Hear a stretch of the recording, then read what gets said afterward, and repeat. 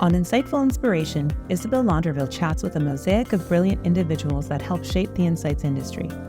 We live stream episodes to LinkedIn, and you can listen on all major podcast networks.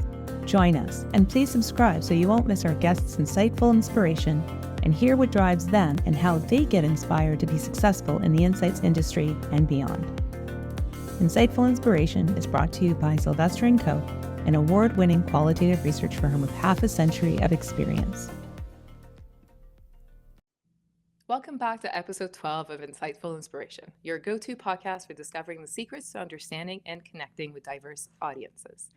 Advertising is all around us, nonstop, everywhere we look at. So how can brands stand out? Well, by understanding the market better, knowing what has a better chance to perform, and using insights to create more impactful ad campaigns. I'm your host, Isabelle Landreville, President and Chief Insight Seeker at Sylvester & Co., where we've been dedicated to understanding people for 5 decades. I'm thrilled to have a very special guest with us today. Crystal Sales, a seasoned strategic planner and group strategy director at Rethink in Toronto, embodies this principle of driving results with consumer understanding.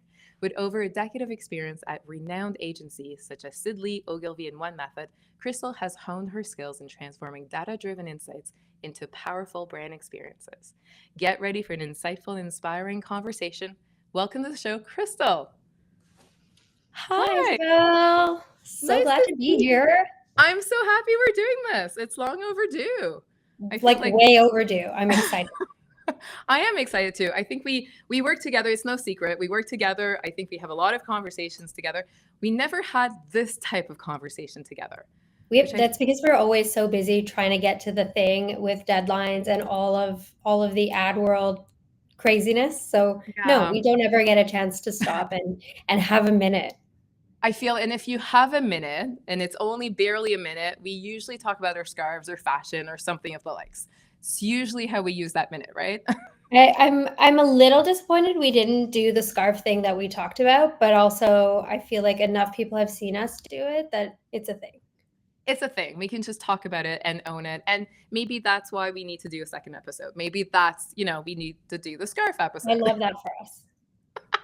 I love that for us too. It needs to be colder out though. I think that's the one barrier we need to overcome there. It is hot. It is, the AC is going, and it is a weird June. It's very interesting. Okay, Crystal. So let's get on topic here. You've worked for prestigious agencies, 10 plus years. We've, had many chances to work together across your career. How has your experiences at these prestigious agencies shaped your approach to leveraging insights for impactful advertising? Yeah, it's a good question. I think every agency that I've been to approaches insights and research in really different ways. And I first landed, my real advertising job was at Ogilvy many moons ago. And their approach to research is so fulsome. They're equipped with so much. They have a behavioral insights arm based out of the UK. And so it was the first time that I was immersed in so much research and different types of research and methodologies and ways of doing things. And then not to mention all of the clients that we had at Ogilvy, and in terms of sort of different ways of approaching or using. So it wasn't just for creative testing and that kind of qualitative research, but it was really around insights building and behavioral change and pieces like that. And so that was my first sort of foray into the different aspects of research and insights. And it was fascinating and it was amazing. And I sort of left that and moved on to sort of smaller, more independent agencies, SID LEE being one of them. And, what happens when you go from a network to a smaller independent is that, they don't have the dollars to do all of the research or have all of these like very fascinating arms. And so we're a little bit more nimble, and we also think differently in how we use research. And so that was interesting because we really were we thought a lot about what needed research, and that's where I kind of cut my teeth on being a part of methodology building and the discussion guide building is because we knew that every dollar that we spent in research and insights needed to not only inform whatever it was that we were doing, but to have longevity as well. And so that's what I loved about the two different places or the different, network versus independent around research. And I would say now, what's interesting is having the context. We're able to see when research makes sense and what type of research makes sense, and we're a lot quicker in doing that, especially at Rethink now.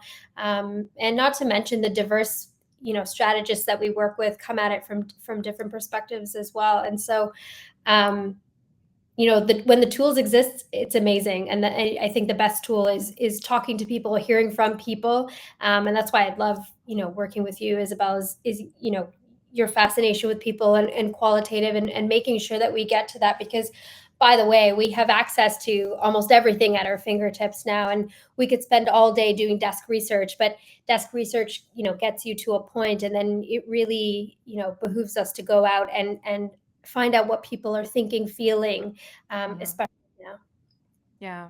I think it's interesting though, even on my end, I think there's so much more, like I've always said, and you've heard me say this, there's something about, it's nice to not go in blind. When we start doing sort of qual research and you do some, desk research, you build a brief, you have some hypotheses and whatnot, you do your research before, like it takes empathy to build empathy. But I feel like today there's so much more things you can know before even going. So I feel like you can be more laser focused, you can be more nimble, you can be smarter, more strategic, especially from a qual standpoint, because you can do so much before even understanding it. So you can get a lot of the stuff out of the way, even some key phrases, some key sort of sentences that you can go, oh, that's kind of interesting, let's double click on that, which I think wasn't as easily or readily available beforehand. So even from my standpoint, it's becoming interesting, and I do think you need to do that because we can. I think before it wasn't as accessible, so there was this notion of, we'll just go in and my expertise or my experience in the industry is going to make sure I'm not blind, and I know I need to ask this before I ask this. But I think now, even above experience, there's something even like you can be smarter about it. Yeah, I love that, because time is always of the essence in the ad world, and especially now where, reacting to things is super important. So I think, having that hunch or having that more pointed point of view is always so much more helpful. Yeah, which I think you can do in qual, you can't do in quant. I think you still Right. need the sample size. I think in qual you can be a bit more nimble, shorter in that way. Yeah. Question for you. I do think there's something about finding the right insight, finding probably unique insight that no one else knows. Isn't there, though, when it comes to like communication strategies, isn't there something, and it's your expertise, about how you use that insight or your take on that insight or how you activate that insight that can also be, not, no pun intended, insightful, but smart? Like, isn't just like everybody could have the same insight, but it's how you use it or leverage it that can also make it different? Yeah, right now, a lot of my colleagues, a lot of the advertising world is in the south of France celebrating the Cannes, Festival of Creativity. And I think, I was there last year, and one of the interesting parts of it was, going down to the basement of the Palais and looking at all the work that was submitted for awards, and then kind of going every night to see what was actually awarded, the gold, silvers, bronzes. And you really see from that perspective what was a nugget of an insight, but didn't quite turn into a creative execution where it brought it to life in a really effective way. And that's what the difference between the winning cases versus the ones that were submitted that didn't quite do it is all about. We have access to a plethora of information all the time, a lot of data points, a lot of insights, a lot of nuggets. And, especially in environments where there isn't much differentiation in, whether it's CPG, whether it's, whatever, name a category. And really you have to find the distinction. The distinction comes when you unlock an insight and then creatively execute it in a way that is relevant to the target audience. and Yeah. not only to target audience, but to culture in general. I think like that's what matters, and that's the emotional piece that sometimes we miss. Yeah, and it's fascinating. I've seen it in focus groups or IDIs or even in online research where you go, people just go, I feel like they read me. Like there's something like people can actually react to it. Like you see it. People lose their bearings or lose their words, or like you see their reaction, and you see even how we do it virtually with like spontaneous associations with them. You can see what you something lines up and people react to it, and they actually say less than more when it really hits home, which is really interesting.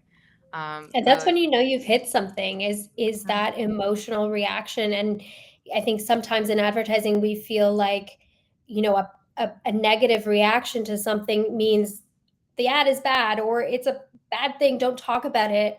But there's a way of reframing that, and that's perhaps where we can come in as a brand to solve, you know, whatever tension that's going on. And you know, when you know you hit something with the audience, it means you're onto something, and you've got to yeah. find the way to frame it so that it becomes meaningful for them, or they feel seen. We talk about that a lot. Isabelle is the piece about, you know, empathy and really feeling seen, Yeah. which is important. And it's interesting because people say, oh, if you hit it and you hit that nerve, people will be very talkative. And it's actually the opposite. So Yeah, success that's interesting. with words, which is really interesting. So, and I've seen it multiple times, but it really is interesting how people just go, huh. It's really like someone sort of read my soul. I didn't, you know, it's really an interesting thing. Um, I'm fascinated by the fact that I love talking to folks that use research versus do research, because I do think that gives me sort of insights into sort of and allows us to do better. I think the goal is to empower people that are using research. And so, can you walk us through a bit of your process in turning research into actionable strategies that resonate with target audiences? Yeah, I think we always start, you know, look what we were saying earlier. We always start from a place of having a hypothesis, having a point of view or something that we want to validate, and we take that and run with it with researchers, and really try and hone in on what exactly it is that could, you know, touch that nerve or make it true, and how we can. Uh, Evolve it into a creative strategy for sure. And so, you know, a lot of what we look for is tension points, whether it's in the category, with the consumer, and then how the brand can solve that is really what we are ultimately looking for. And I think that's what often makes the best work is using research in a way that is actionable versus, you know, creatives don't like a data point without something else for Yeah. them to feel. And so that's what, you know, our job as strategists is to figure out what is that feeling that make creatives tick and get them to an interesting place. Yeah. Because ultimately, there's something like I'm listening to what you're saying. It really boils down to writing a really great brief that's going to then be kind of the springboard for the creatives, right? What's something, so you brief creatives all the time. What's a story or what's a good way to brief a creative that's going to really set them up for success? And maybe on the flip side, you know, the bad way or something to avoid, maybe. Yeah, good question. I think we're always, as strategists, trying to evolve and get better at briefing. I think creatives they've got the attention span of goldfish for sure, or like maybe like my 9-year-old, Okay. in the best way, in that they're always thinking about how to solve problems in different ways. And so if the brief isn't a brief, that's a problem. And frankly, they look at one part of the brief, to be honest, most of the time, which is the single-minded message. And it's like, tell me the one thing that we need to say, and I will show you how to say it. And often, you know, briefs can get convoluted. At Rethink, we call it the ping pong ball theory. And, you know, a client brief will come in with 65 single-minded things to say, and they cram it into one sentence. It's the world's longest run-on sentence, and it's hard to tease that apart and figure out what is that one thing. And so what I like to do is really have the conversation with the client of like, what is the actual one thing that you need to say? Like, let's take all 25 of these things that you have here, and let's talk about what will be most important, and most important as it pertains to what do we think is going to hit the objectives, both marketing and business. What do we think is creatively interesting? Is there something distinct or different that isn't otherwise being talked about? And can we, hone in on that? So that's where we like to start. And then the other piece of it is so there's the being single-minded part. And then the second part is, who are we speaking to? Because frankly, we get a lot of demographic info. We know busy moms 35 to 40 is a vibe, is a thing. But as it relates to solving whatever creative problem that we need to solve or the marketing objective, tell us more psychographically about busy mom 35 to 40. And I think that's where the insights and the research really comes into helping, is that's where we get to something interesting, or we find that tension that wasn't otherwise there. And then everything falls into a story that we're telling creatives. Otherwise, it becomes just disjointed, and it becomes a rehashing of the client brief, which, sometimes there are clients who write terrific briefs. And sometimes there's clients who are like, oh, I have no idea how to write a brief. I can tell you what the marketing objective is. Yeah. And that's okay too. I mean, our job is to interpret that. But really being clear is super important, single-minded, and finding something creatively stimulating for them. Otherwise, it's, depending on the category, could be super boring. Yep, fair enough. I mean, they're creative people, and so they ask creativity in exchange. That's what fuels them, right? I married one. Get it. They're So you get it. the same way. Yeah, they're not wired the same way, and they never shut off. Like, they just don't have an off switch, which is really interesting. Yeah, exactly. But it's interesting because last time, so I just did, what was it, 2 episodes ago?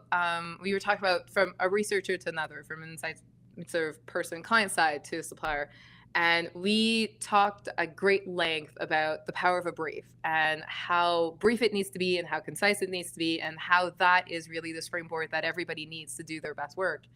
Have you ever kind of researched a brief or felt like you need to research pre-brief or the brief before getting into maybe the creative?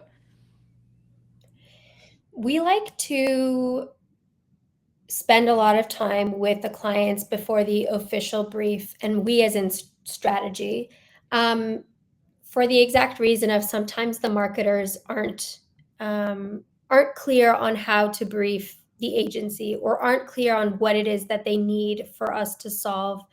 And so often I will get into a room and have a jam session with the marketing lead to hear what the marketing objectives are and how they ladder to the wider business objectives. And then we'll talk about a little bit of creativity, or a little bit of, hey, could you double click on this thing and double click on that thing?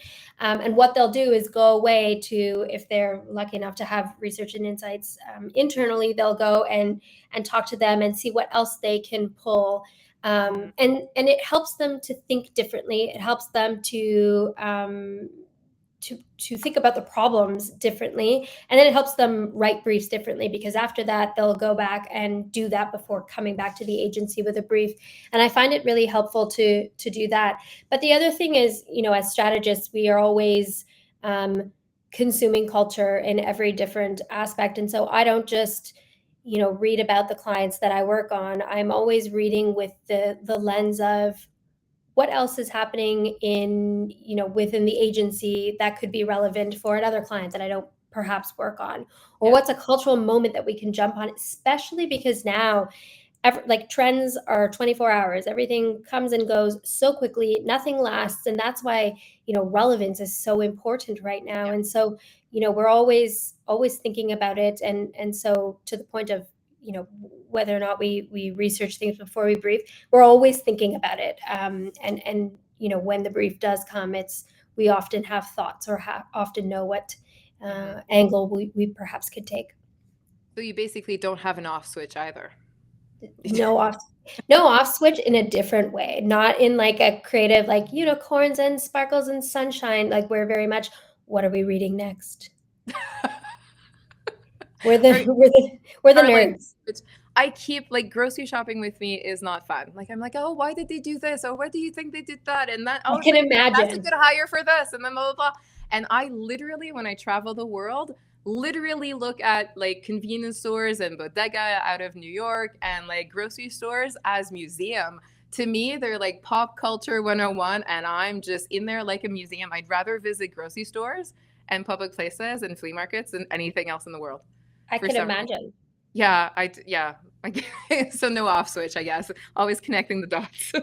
Always. um, always. Earlier on, you were saying, you were in the south of France last year. I'm so jealous. And this It was notion of, hot.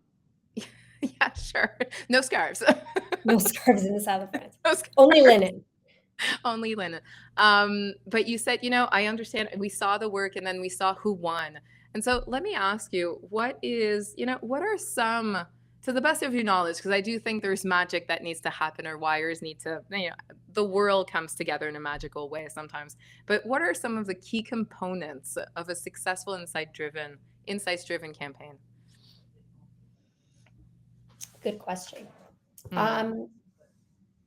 At Rethink, we have an acronym, and it's CRAFTS.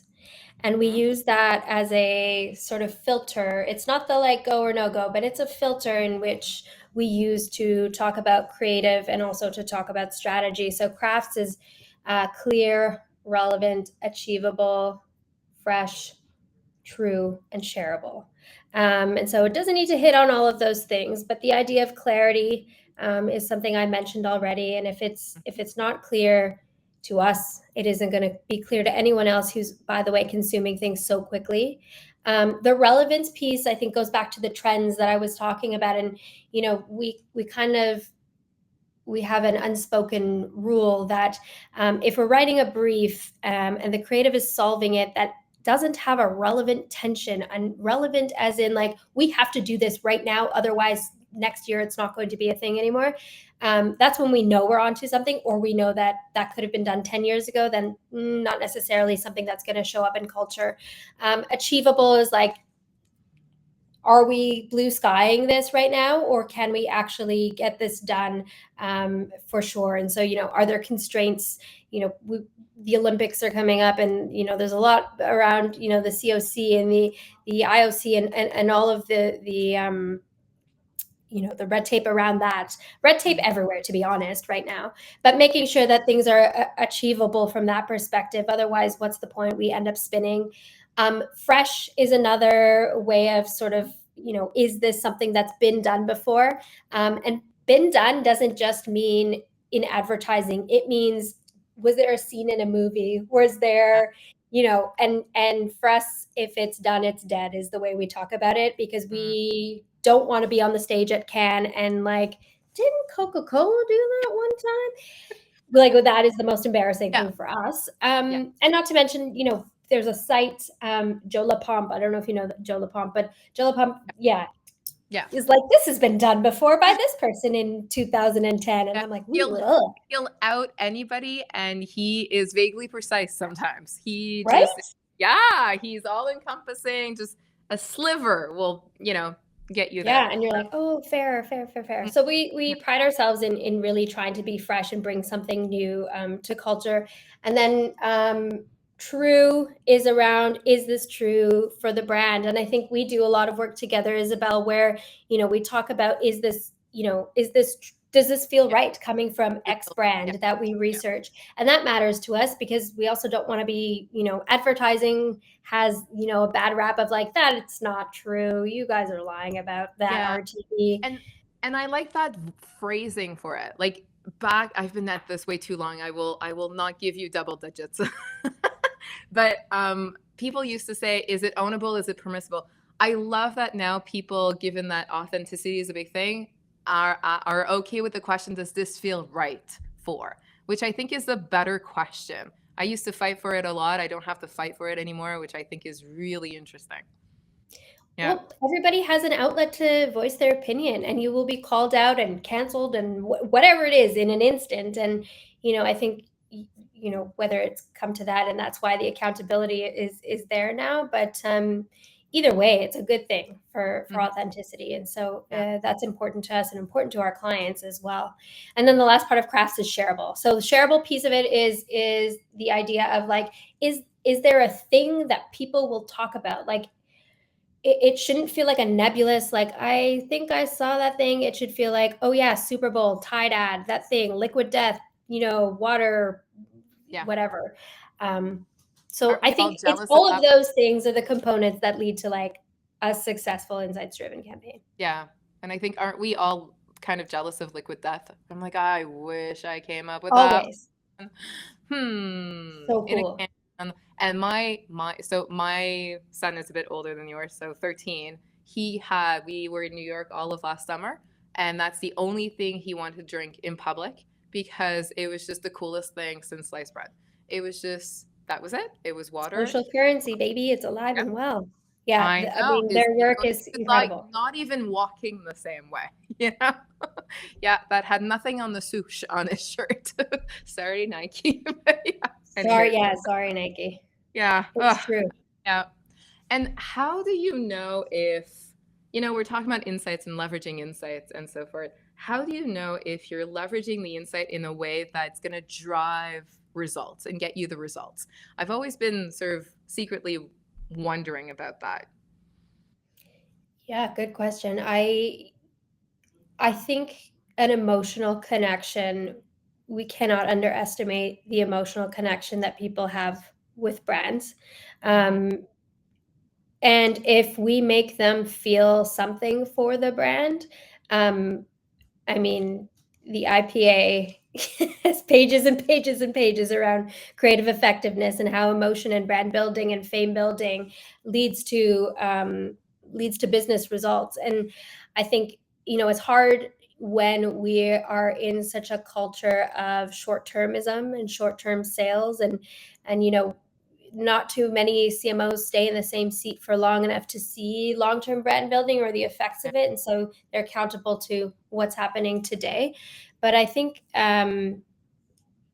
being relevant and being emotionally driven is the thing that will get you to sales, and also distinct. I think like your Sun and Liquid Death is the example, right? It's like, it is not a product that is different than Fiji water or Evian, but it stands for something. It has showed up with an attitude like no other, and it's social currency, and that matters to young people. I mean, it matters to older people Yeah. too, but to young people that matters big time.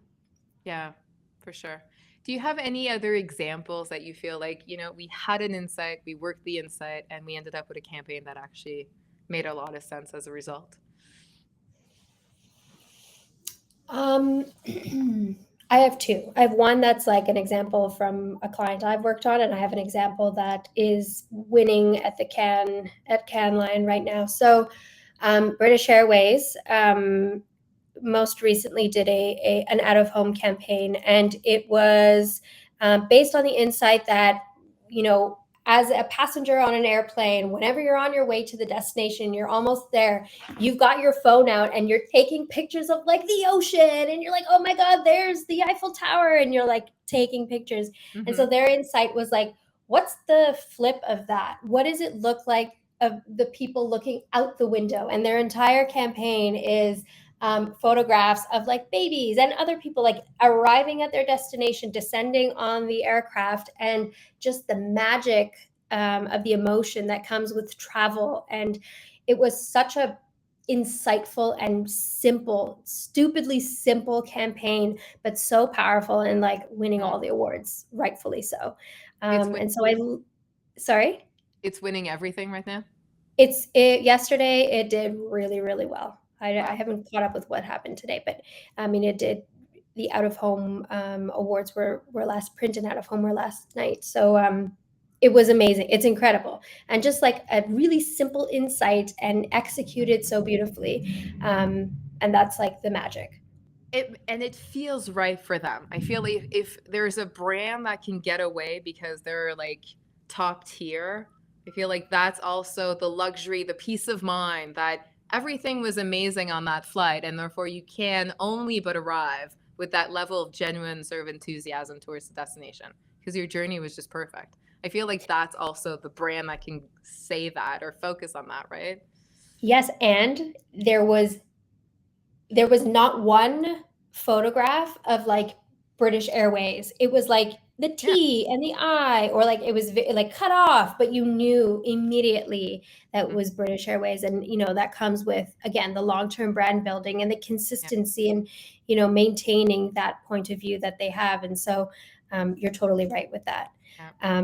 I think the other campaign, we worked together on Scotiabank here in Canada, and we were tasked with reframing or revitalizing their tagline, "You're richer than you think," which has been around for a long, long time.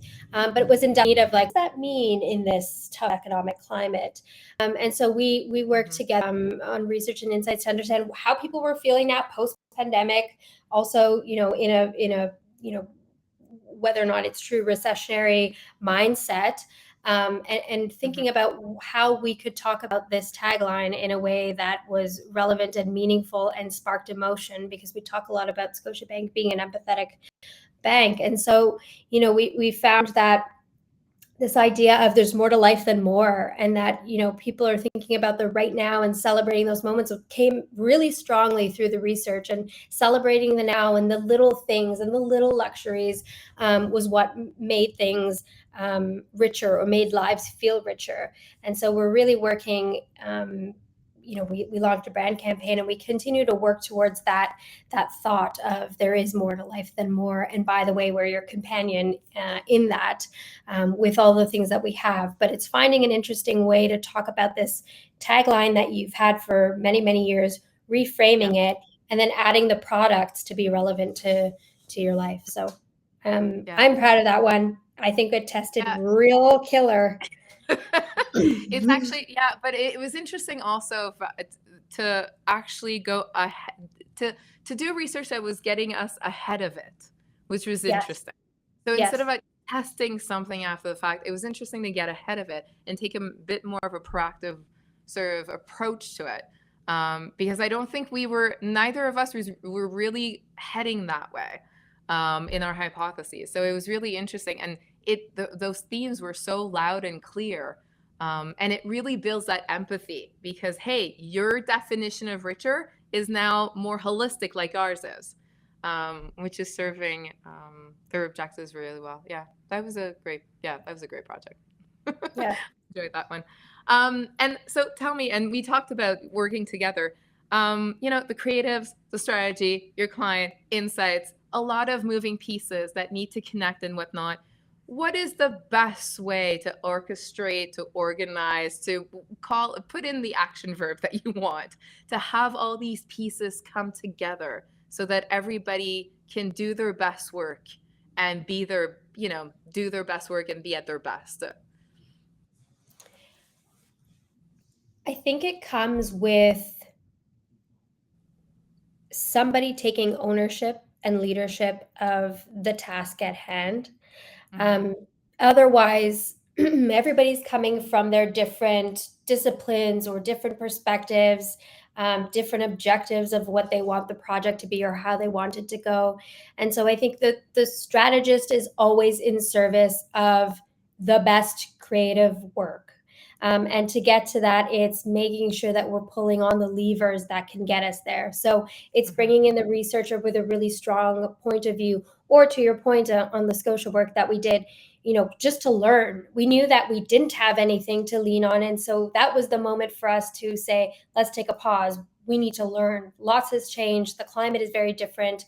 We got to go talk to people to figure out where we should start from, and then bring the creatives along for that journey, and make sure that we frame everything that we learn in a way that feels inspiring to them or feels tangible to them, versus here's a stat, go forth and make some headlines. Yeah. And it's interesting you're bringing that up because we did completely engineer the research to make sure that the output was to inspire creative and to actually sort of work for them in terms, it was so much more multifaceted, there was so much more than words coming out of that. And we designed the entire research with them in mind to make sure that they felt sort of inspired by the outcome of it. Yeah. I think also the end user, you need to know your end user, because I do think that who is going to use your research and how really needs to justify how you're going to shape that story, how you're going to bring the results to life. Otherwise, That's a great point. won't have an impact. Like socializing your story. Like I remember you and I on debriefs where you go, is it good news? Is it like what? Like no one was listening until I said, okay, people, it's a Friday morning meeting. The timing is good. Like we're on par with timing. We're gonna all have. I do it all the time. Oh, it's not just me. It's a you thing. It's not. It's a me thing. Okay. I don't like surprises either. I do buy a book and read the last sentence. Yeah, like I have to know enough, if I the will dog read died. it backward. Like if the last sentence is not enough, I will keep reading backward until I'm like satisfied. And I'm like, okay, I can start from scratch now. There. Yeah. Okay. I know we could do this for a while, but we do have a hard stop, so I just want to be mindful. So I'll do my moderating magic. And you know, I speak more than one language. There's a French twist to everything I do. And you might know this. So I think the actor studios, remember James Lipton in the actor studio, every kind of magical interviews ended with 10 questions. Yes. So those 10 questions are actually inspired by Bernard Pivot's Bouillon Couture, which is super French. And so I kind of borrowed from that. And I love asking every single guest the same 4 questions. And I'm seeing trends here and there. So it's a little bit of an interesting thing. So stay tuned. At one point, we'll do a bit of research and we'll, do a bit of a thing. But let me ask you the first one. So the first one is, what profession other than your own would you like to attempt? I would like to be a bookstore owner, like an independent bookshop owner in Paris. Ooh. Do you secretly want to be Meg Ryan? I might like the romanticism of that might be the inspo. Okay. But I love reading. I love to talk to people about books. I feel like I missed my calling. What's your favorite type of book?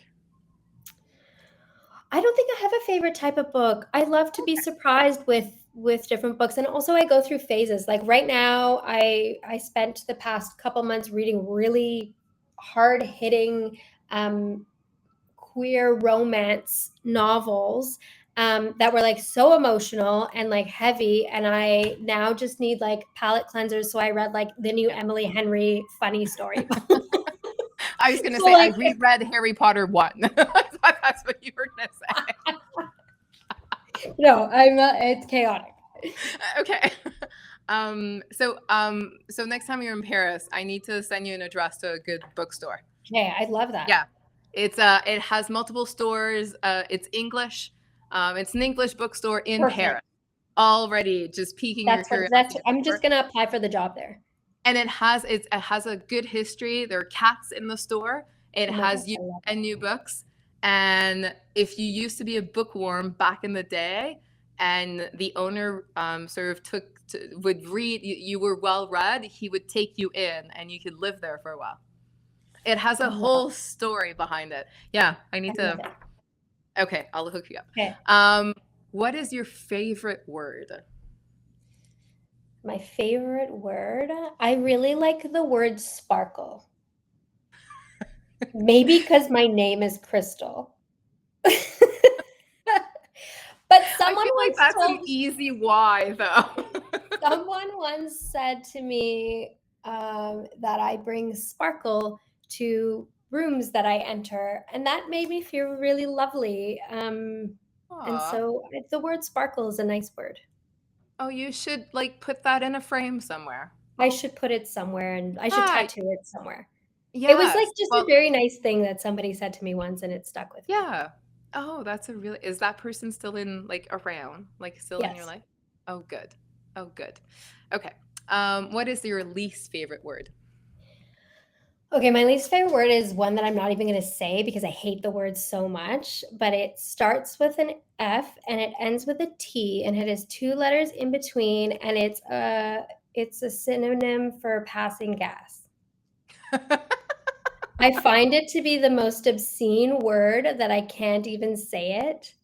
Is it because of its meaning or is it phonetics? Just the phonetics of it. I Mm, don't like I'm cool to talk about passing gas, but I hate that word.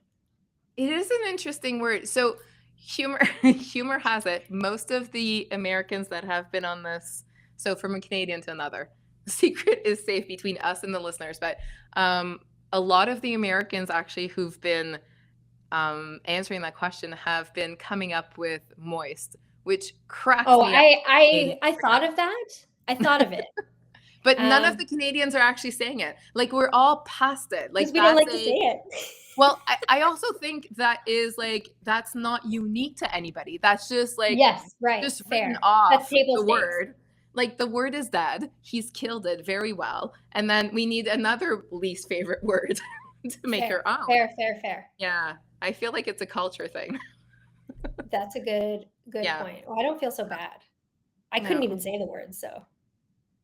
Well, and they keep saying it, which really cracks me up every time. I can't keep a straight face. Like I giggle like a 5-year-old girl. Like it's at school. Like it's not I love pretty. that. Yeah, I lose my IQ, my AQ, everything. Just absolutely. Just all the cues, just. And so the last one is my favorite one. Is what is the best thing a mentor has told you that still to this day is guiding you? I had somebody tell me once to stop trying to be right all the time. I think, in life, but also in advertising. And I think it was because I sometimes struggle with confidence, and it's because I have this preconceived notion that I need to be any room that I enter, I need to have the right thing to say or the answer to anything.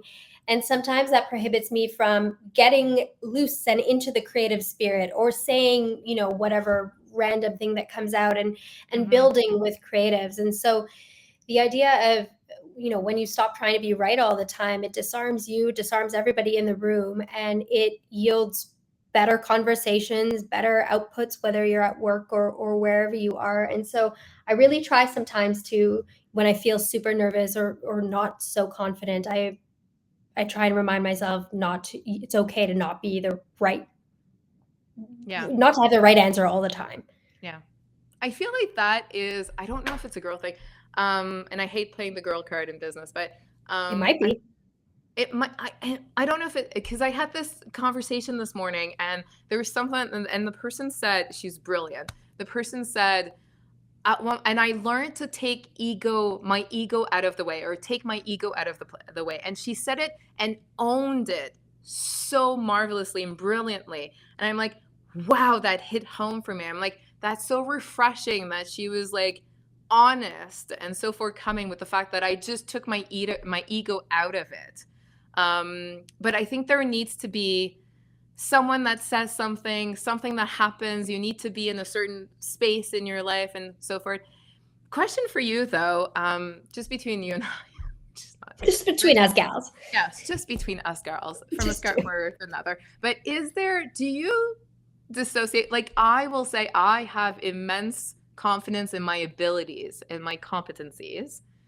I don't have amazing self-esteem. Like my confidence in who I am is always shifting. Like it really depends if I'm having a good hair day or not. It could just really but I'm always confident that I'm the right person for it and I know how to do my job though. There is like a personal sort of professional thing which is really interesting that I can sort of separate. How is it for you? Not the same. Okay. I think I think I struggle with both, and I think it's like Yeah. we could have another whole session talking about being a woman in advertising, Mhm. or maybe in any industry, to be honest. But sometimes it's a struggle, and sometimes you're not sure how far to push without being the annoying, loud woman in the room, or you don't know, do people take me seriously, or, am I getting as far as the next person because I am a mom, and by the way, I go home at night and I have like a whole other life that I have to live versus thinking about or getting back to the computer and working till late hours. And so there's just like the complexity of that, and then it ends up feeding into your self-esteem and also into the work that you do, and like, are you a good enough strategist? And you feel that way all the time, and it's hard. It's rough out there. Yeah, it is hard. Yeah. And I have been mindfully, purposefully using my height, though, my entire career, which is really interesting. And you know how tall I am. And it's really interesting. So when I moderate, I do not wear heels. But and then I do not, especially not beer groups. Yeah, fair. Yeah, I am 5'10" and a half for context. But and I can feel short. Like if I'm sitting, I'm the same height because I have legs. But I don't have, like, I'm the same height as someone who's 5'5" sitting down around the table. But if I debrief and it's a really important debrief and it's like a boys club, I will wear heels to make sure that I'm eye level.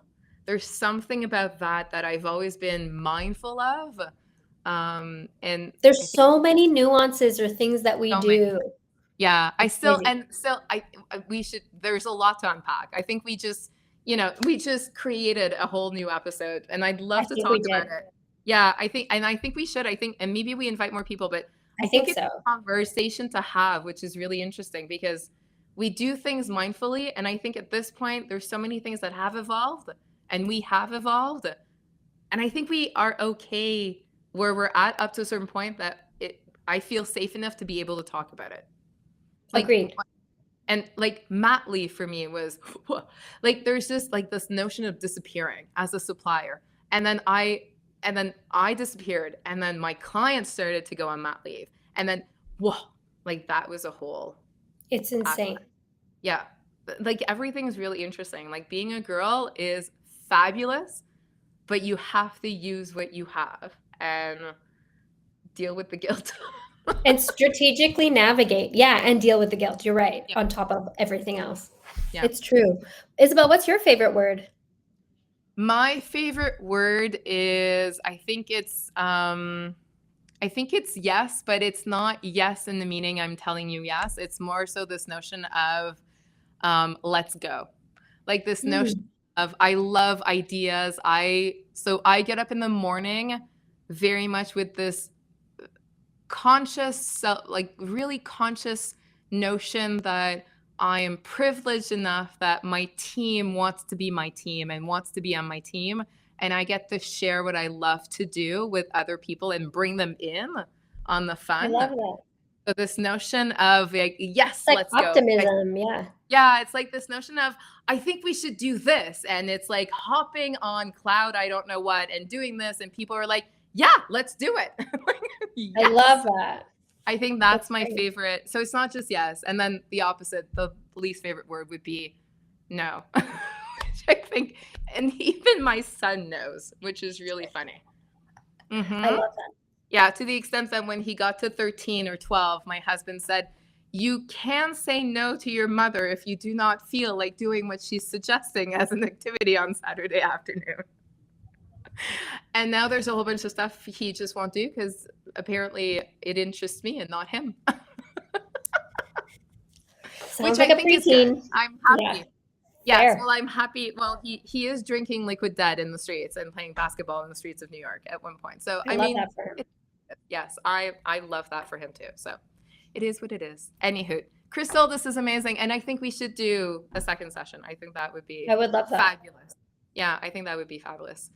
Thank you so much. This was for sure sparked inspiration. This was a great episode, great conversation. Thank you so much. Thank you for having me. Fabulous. Okay, people, thank you so much for joining. This was yet again another episode of Insightful Inspiration. I hope you enjoyed it. Please share with your network. I'll be back with episode 13 very soon. Subscribe now so you don't miss it. And of course, tell all your friends. Take care.